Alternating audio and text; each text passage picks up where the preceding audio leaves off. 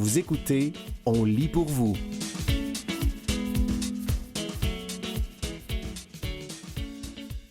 Des Chinois disent adieu à leur compagnon IA, un texte de Rita Kian de l'agence France Presse, paru le 15 juillet 2026 dans la presse. Un vide immense.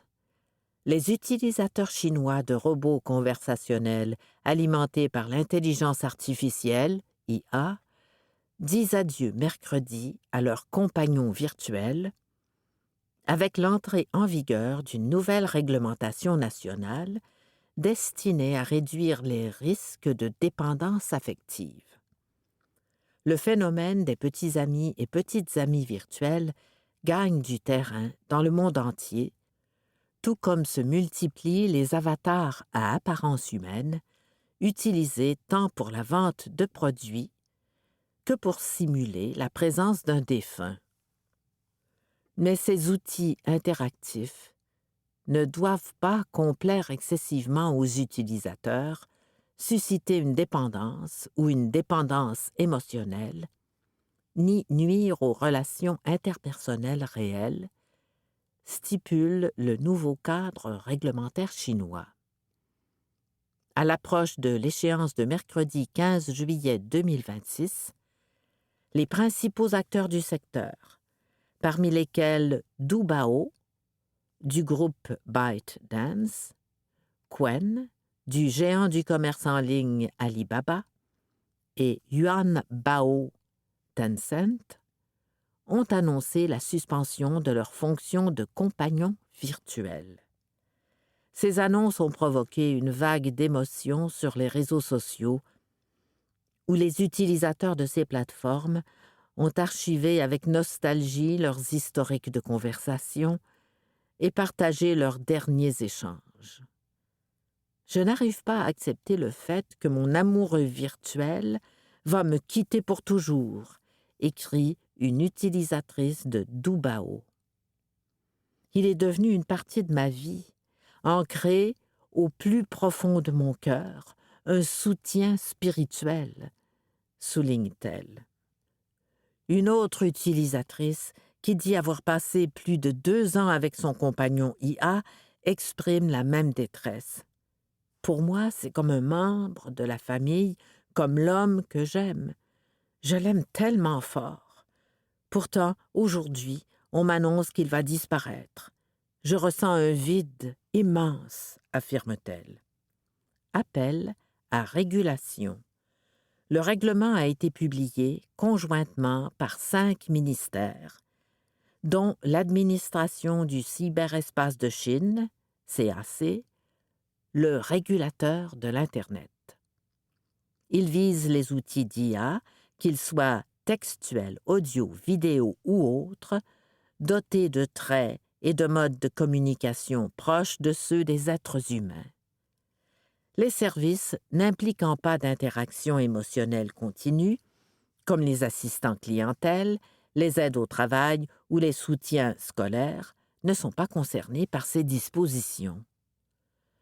Le secteur chinois de ces humains numériques pesait environ 4,1 milliards de yuan, 852 millions de dollars canadiens, en 2024, avec une croissance annuelle de 85%, selon des chiffres publiés l'an passé par l'agence de presse officielle Chine Nouvelle. En vertu de la nouvelle réglementation, les plateformes sont désormais tenues de déployer des systèmes capables de détecter les émotions extrêmes et de mettre en place des mécanismes d'intervention en cas de besoin. La Chine est la première grande économie à adopter des règles spécifiques ciblant les outils d'IA immersifs simulant des liens amoureux ou familiaux, mais le sujet suscite des débats et des appels à régulation dans le monde entier. Une étude de 2025, menée par Common Sense Media, a révélé que près de 3 adolescents américains sur 4 avaient déjà essayé des compagnons IA conçus pour des conversations personnelles, comme ceux proposés sur les plateformes Character, AI, Replica et Nomi. Un luxe. Des entreprises proposent également des produits parlants fonctionnant à l'IA destinés aux personnes âgées isolées, comme des assistants vocaux en forme de lampe aux États-Unis ou des poupées interactives utilisées dans certaines maisons de retraite en Corée du Sud. Une IA à apparence humaine peut atténuer la solitude, avait écrit en avril Chen Yang de l'Université de sciences politiques et de droit du Sud-Ouest dans un commentaire publié par l'Administration du cyberespace de Chine, CAC, après la diffusion d'une version préliminaire du nouveau règlement. Mais elle comporte des risques majeurs de surdépendance affective, ajoutait-il. Dubao permet aux utilisateurs de consulter et d'exporter leurs données jusqu'à mi-octobre. D'autres plateformes prévoient des dispositions similaires, mais nombre d'utilisateurs ont déploré cette semaine le sentiment d'abandon que laissera la disparition de leurs compagnons. L'amour humain, c'est un luxe. Si vous n'y êtes pas exposé dès la naissance, c'est encore plus difficile de le trouver plus tard, a écrit un internaute. Mais l'amour que donne l'IA est tellement simple, tellement pur. Moi, je ne peux pas m'empêcher de tomber amoureux d'une ligne de code. C'était « Des Chinois disent adieu à leurs compagnons IA », un texte de Rita Kian de l'agence France Presse, paru le 15 juillet 2026 dans la presse.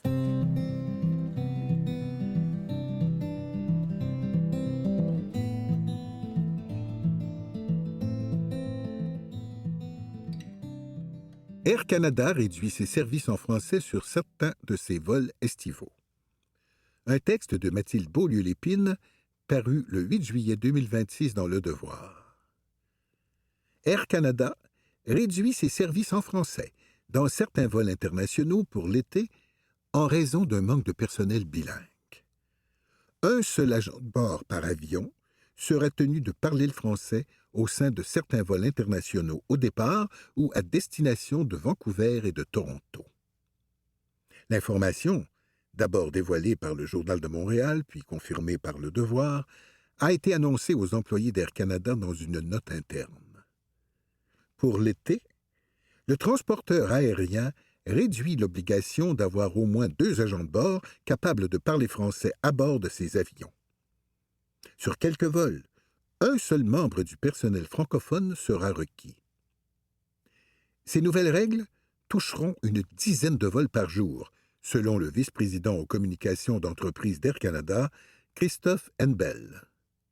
Les vols affectés sont notamment ceux à destination de Manille, Hong Kong et Tokyo, depuis les aéroports de Toronto ou de Vancouver.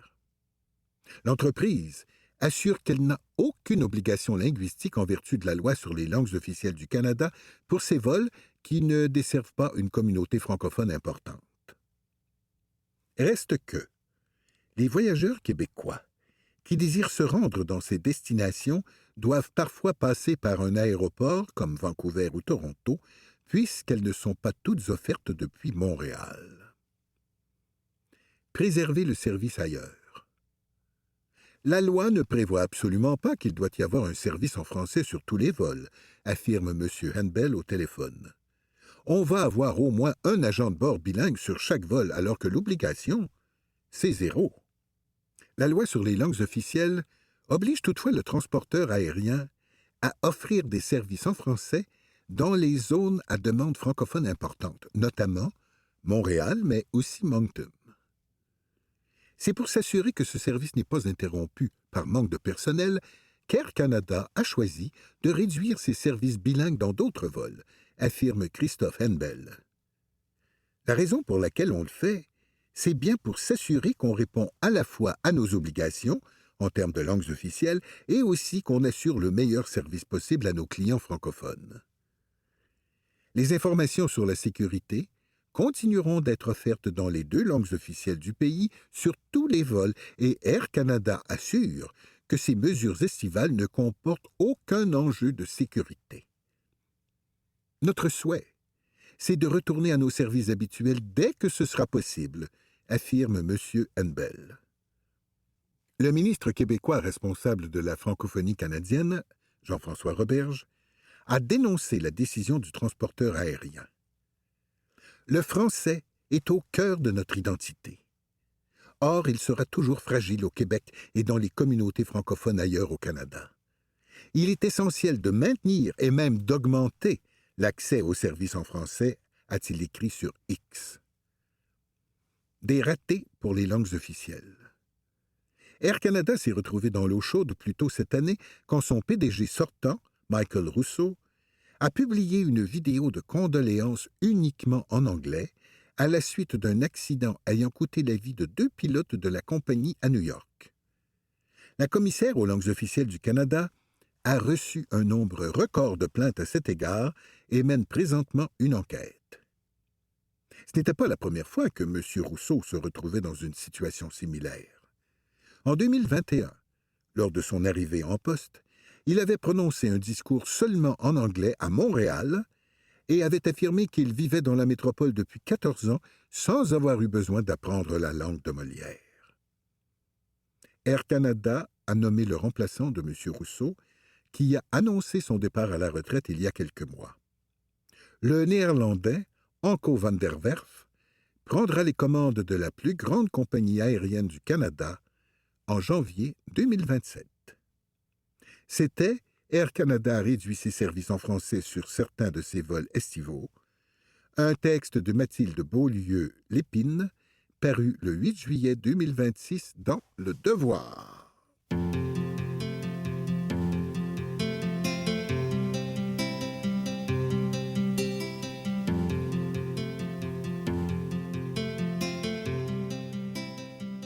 Jeunes chercheurs étoiles vers une école plus inclusive. Une présentation du Fonds de recherche Québec paru le 22 juin 2026 dans Curium. Yessifa Azovid, chargée de cours à l'Université du Québec à Chicoutimi. Le déclic humanitaire. Le militantisme environnemental de Yessifa l'a d'abord mené vers des études en biologie. Mais son engagement dans le volontariat international a fait dévier sa trajectoire professionnelle. Recruté par les Nations unies, il a quitté son Togo natal pour enseigner pendant 5 ans dans une école secondaire en Guinée. Dans ce pays, marqué à l'époque par les tensions politiques, il a découvert des élèves vivant dans une grande précarité, des écoles en manque de personnel et un système d'éducation à reconstruire. C'est là que j'ai eu l'envie de faire un doctorat. J'ai voulu apporter, grâce à la recherche, des solutions à ces défis. Le défi des allophones. Au Luxembourg, où il a étudié avant son doctorat, Yessifa a constaté les difficultés d'intégration des jeunes immigrants-immigrantes dans un système scolaire où ils et elles ne maîtrisent pas la langue. Il a alors décidé de s'intéresser aux élèves allophones, c'est-à-dire dont la langue maternelle est différente de la langue d'enseignement. Ce sujet résonne avec sa propre histoire. Sa langue maternelle est l'Ikposso. C'est à l'école qu'il a appris le français. Pour sa thèse, menée à l'Université Laval, il a analysé les résultats de plus de 28 000 élèves aux 4 coins du Canada. Son objectif?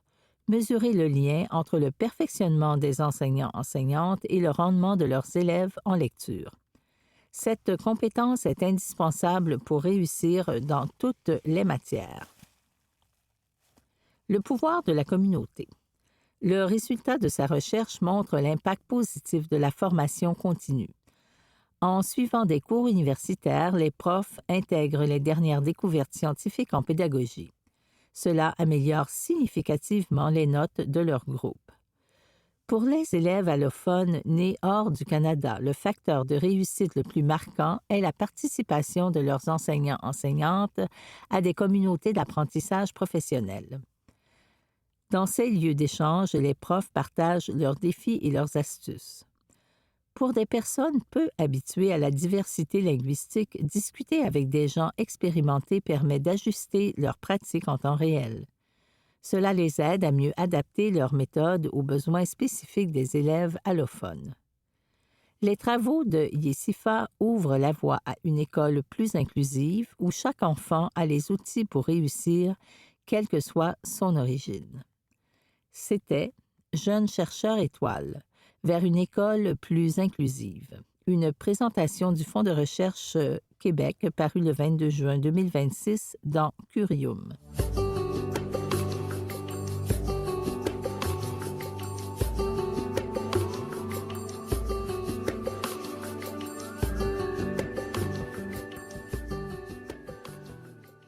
Cet aliment est l'un des meilleurs pour le cœur. Un texte de l'équipe Salut Bonjour, paru le 2 juillet 2026 dans Coup de pouce. Simple, délicieux et facile à ajouter au repas de tous les jours, cet aliment figure parmi les favoris de nombreux cardiologues. Riche en nutriments bénéfiques pour le système cardiovasculaire, il pourrait bien mériter une place de choix dans votre assiette. L'alimentation joue un rôle essentiel dans la santé du cœur. Bien qu'aucun aliment ne puisse à lui seul prévenir les maladies cardiovasculaires, plusieurs spécialistes s'entendent pour dire qu'un ingrédient en particulier devrait faire partie de notre alimentation de façon régulière, l'huile d'olive extra vierge. Riche en bons gras et en composés antioxydants, elle est au cœur du célèbre régime méditerranéen, reconnu depuis longtemps pour ses nombreux bienfaits sur la santé. Pourquoi l'huile d'olive est-elle si recommandée? L'huile d'olive extra vierge est particulièrement riche en gras monoinsaturés, un type de lipide qui contribue à maintenir un bon taux de cholestérol lorsqu'il remplace les gras saturés dans l'alimentation. Elle contient également des polyphénols, des composés antioxydants, qui aident à réduire l'inflammation et à protéger les vaisseaux sanguins contre le stress oxydatif. Selon plusieurs études, une consommation régulière d'huile d'olive est associée à un risque moindre de maladies cardiovasculaires, notamment d'infarctus et d'accidents vasculaires cérébrales. Les cardiologues en consomment souvent eux-mêmes. De nombreux cardiologues et spécialistes de la nutrition disent intégrer l'huile d'olive à leur alimentation quotidienne. Plutôt que de cuisiner avec du beurre ou certaines huiles plus riches en gras saturés, ils privilégient souvent l'huile d'olive pour assaisonner les salades, arroser les légumes grillés, accompagner du pain de grains entiers, cuire les aliments à feu doux ou moyen, préparer des vinaigrettes maison. L'objectif n'est pas d'en consommer en grande quantité, mais plutôt d'en faire la principale source de matière grasse dans une alimentation équilibrée. Un aliment, mais surtout un mode de vie.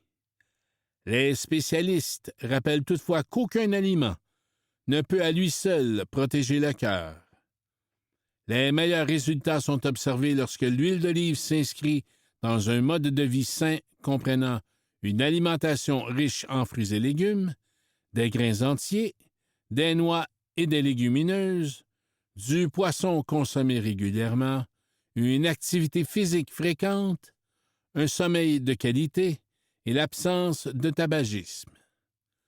C'est d'ailleurs cette combinaison d'habitudes qui explique les bienfaits observés chez les populations qui suivent le régime méditerranéen. Comment choisir une bonne huile d'olive? Toutes les huiles d'olive ne se valent pas. Les experts recommandent de privilégier une huile d'olive extra vierge obtenue par première pression à froid, puisqu'elle conserve davantage de polyphénols et d'autres composés bénéfiques. Pour préserver ses qualités, il est préférable de la conserver dans une bouteille foncée à l'abri de la chaleur et de la lumière. À retenir, l'huile d'olive extra vierge n'est pas un aliment miracle, mais elle fait partie des choix alimentaires le plus souvent recommandés par les cardiologues et les nutritionnistes. Intégrée à une alimentation variée et à de bonnes habitudes de vie, elle constitue un geste simple qui peut contribuer à prendre soin de sa santé cardiovasculaire au fil des années. C'était « Cet aliment est l'un des meilleurs pour le cœur », un texte de l'équipe Salut Bonjour, paru le 2 juillet 2026 dans Coup de pouce.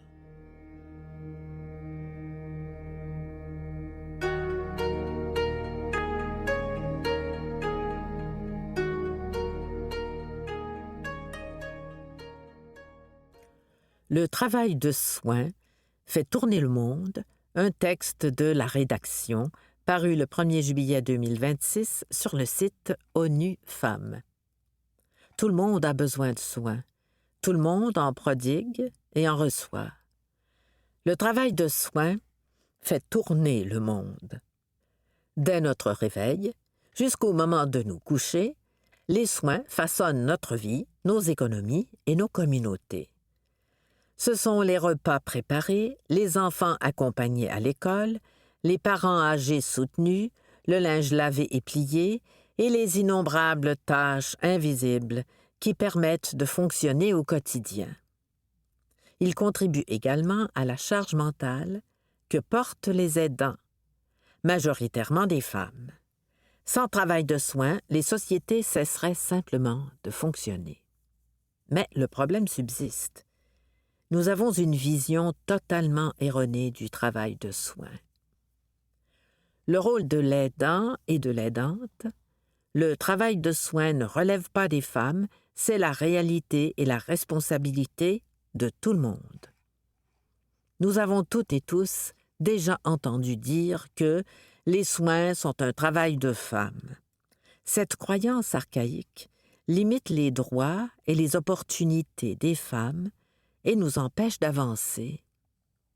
À travers le monde, les femmes consacrent plus de 2,5 fois plus d'heures que les hommes au travail de soins non rémunérés.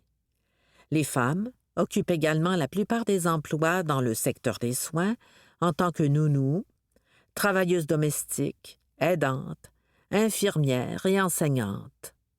Toutefois, ces fonctions sont souvent informelles, mal rémunérées et dépourvues de dispositifs de protection élémentaires, comme les soins de santé ou les congés payés. L'organisation actuelle du travail de soins limite le temps que les femmes peuvent passer à étudier, à occuper des emplois rémunérés décents, à participer à la vie publique ou simplement à se reposer. Environ 45% des femmes en âge de travailler sont exclues du marché du travail en raison de responsabilités liées au travail de soins non rémunérés, contre seulement 5% des hommes. Nous avons toutes et tous besoin de soins et nous en prodiguons toutes et tous. Tout au long de la vie, nous dispensons et nous recevons des soins et parfois nous faisons les deux en même temps. Pourtant, le travail de soins non rémunéré qui sous-tend chaque économie demeure invisible et sous-évalué. Si le travail non rémunéré qu'assument les femmes était comptabilisé, il représenterait plus de 40% du PIB de certains pays. ONU Femmes transforme le travail de soins, le faisant passer du statut de travail invisible et sous-évalué à celui de bien public. Le travail de soins est une question de droits humains. Des systèmes de soins solides sont essentiels pour garantir la dignité, les droits et le bien-être tant des aidants et des aidantes comme des personnes qui en bénéficient. Le changement véritable démarre en considérant le travail de soins comme un travail essentiel et qualifié plutôt qu'une faveur ou le devoir d'une femme. Il s'agit d'un bien public et d'un droit humain qui mérite d'être reconnu, de faire l'objet d'investissements et qui doit être une responsabilité partagée. L'économie du soin qui englobe toutes les formes de travail de soins, rémunérées ou non, directes ou indirectes, est au cœur du développement humain et de la qualité de vie. Un système de soins fonctionnel revient à reconnaître les soins comme le fondement de sociétés prospères où l'égalité des sexes est une réalité, réduire les tâches familiales non rémunérées qui sont fortement énergivores grâce aux infrastructures et aux technologies, répartir plus équitablement les responsabilités entre les femmes et les hommes, les ménages et l'État, les familles, les communautés et les entreprises, récompenser les millions de travailleurs et de travailleuses du secteur des soins avec un salaire juste, une protection sociale et des conditions de travail décentes, tenir compte des travailleurs et travailleuses du secteur des soins et des aidants et aidantes dans la formulation de politiques, les organisations et les décisions qui affectent leur vie. Consacrer des ressources au système de soins grâce à un financement public des politiques, des services et des infrastructures de soins, ainsi qu'à des normes et des formations. Les investissements dans les systèmes de soins offrent des retombées concrètes, renforcement des économies, de l'égalité des sexes et de la résilience des communautés. Il faut combler les lacunes en matière de soins pour parvenir à l'égalité des sexes. L'écart entre les sexes, auquel les sociétés du monde entier sont aujourd'hui confrontées, en raison de la sous-valorisation et de la répartition inégale du travail de soins, constitue l'un des obstacles de longue date à la réalisation de l'égalité des sexes. À l'inverse, les investissements dans les systèmes de soins offrent des retombées concrètes, renforcement des économies, de l'égalité des sexes et de la résilience des communautés. Prête à repenser les soins? Visitez le site unwoman.org/fr. Parcourez les récits, les recherches et les solutions qui permettent de bâtir des sociétés fondées sur une approche holistique des soins, dans lesquelles les soins sont au cœur d'économies prospères et justes qui bénéficient à tout le monde.